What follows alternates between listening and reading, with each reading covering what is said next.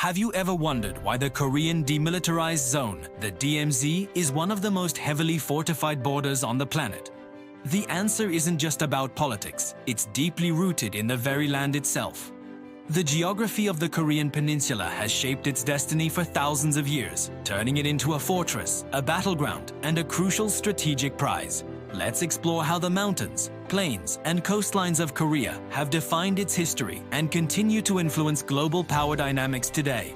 For centuries, Korea has been described as a shrimp between whales, caught between the colossal powers of China to the west and Japan to the east. This isn't just a saying, it's a geographic reality. Look at the map. The peninsula is physically connected to the Asian mainland, making it a land bridge. This connection has historically been both a blessing and a curse. It facilitated cultural and economic exchange, but also created a direct invasion route for its powerful neighbors. Throughout history, armies have marched across this land. The Sui and Tang dynasties of China launched massive invasions, attempting to subjugate the Korean kingdoms. They saw Korea as a buffer state and a potential threat on their eastern flank. The sheer scale of these invasions was immense, with records mentioning armies of over 1 million soldiers. Yet, Korea's rugged mountainous terrain often proved to be its greatest defender, allowing smaller Korean forces to wage effective guerrilla warfare and repel these giant armies time and again. Then, from the east, came the threat from Japan. In the late 16th century, Toyotomi Hideyoshi, having unified Japan, set his sights on conquering China. And what was the most logical stepping stone? The Korean Peninsula. The Japanese invasions were brutal and devastating. They swept across the southern plains, but again, the geography played a crucial role. The legendary Admiral Yi Sun-sin used his deep knowledge of the treacherous southern coastline and its complex currents to decimate the Japanese navy, cutting off their supply lines and ultimately forcing their retreat. Korea's geography has always demanded resilience and strategic genius from its people. Let's take a closer look at the terrain itself. When you see an animated topographical map of Korea, the contrast is stark. The northern 70% of the peninsula is a formidable wall of mountains and high plateaus. This rugged landscape makes large-scale military movements incredibly difficult. It's a defender's paradise, full of choke points, narrow valleys, and natural fortifications. This is the land that North Korea occupies today, a terrain that has historically allowed smaller forces to hold out against much larger ones. Now, look south.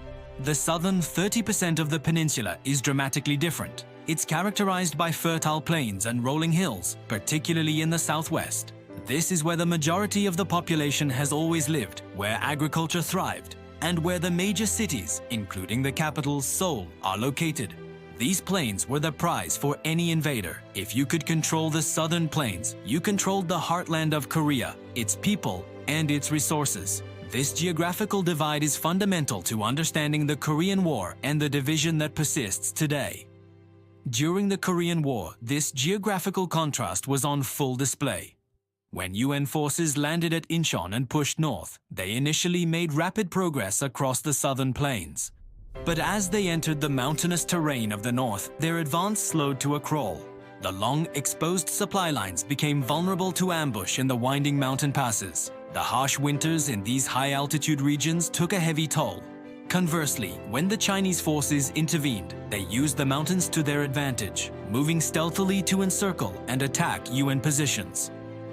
The war ultimately stagnated along a line that roughly follows the jagged mountainous spine of central Korea, a line that became the DMZ.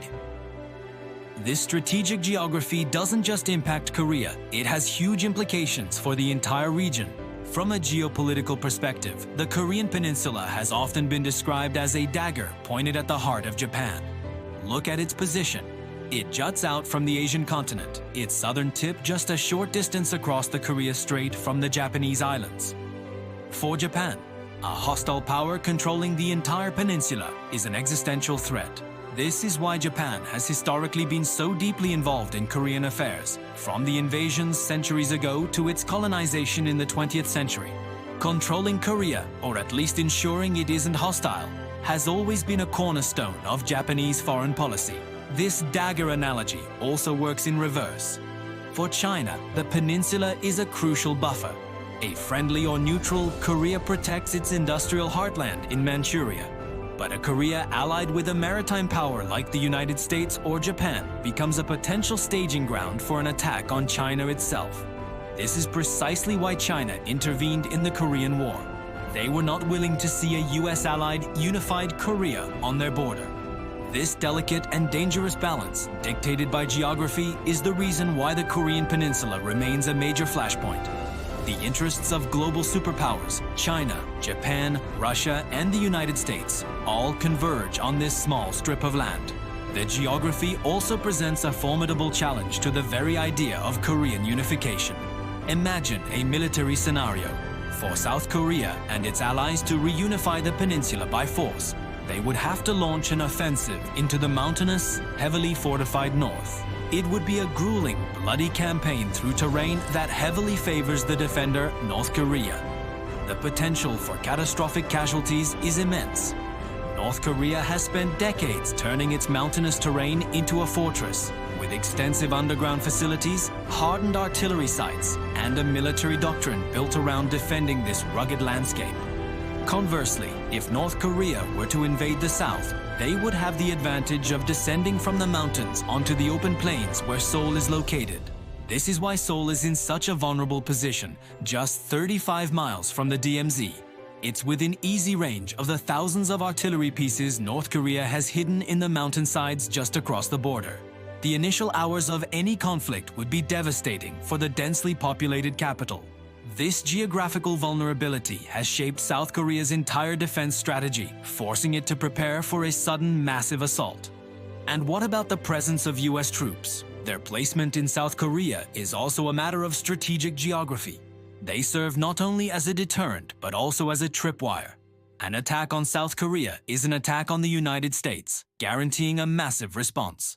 Their bases are positioned to counter the most likely invasion routes from the north, acting as a bulwark defending the path to Seoul and the southern plains. The strategic partnership is a direct response to the geographical realities of the peninsula.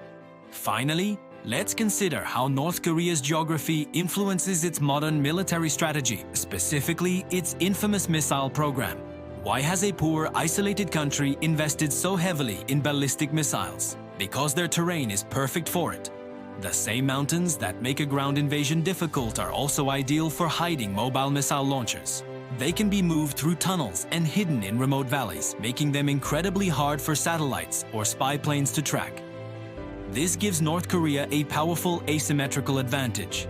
They may not be able to win a conventional war, but they can hold cities in South Korea, Japan, and even US bases at risk, creating a powerful deterrent that is born directly from their mountainous homeland. So, the next time you hear about tensions on the Korean Peninsula, remember the land itself. It's a land of mountains and plains, a bridge and a barrier, a dagger and a fortress. The deep lines on its topographical map are the very same lines that have guided armies, defined empires, and drawn the borders of the modern world. The fate of Korea has always been, and will always be, written in its geography. Thanks for watching. If you found this geopolitical analysis interesting, please hit the like button, subscribe to the channel, and ring the bell so you don't miss our next deep dive. See you in the next video.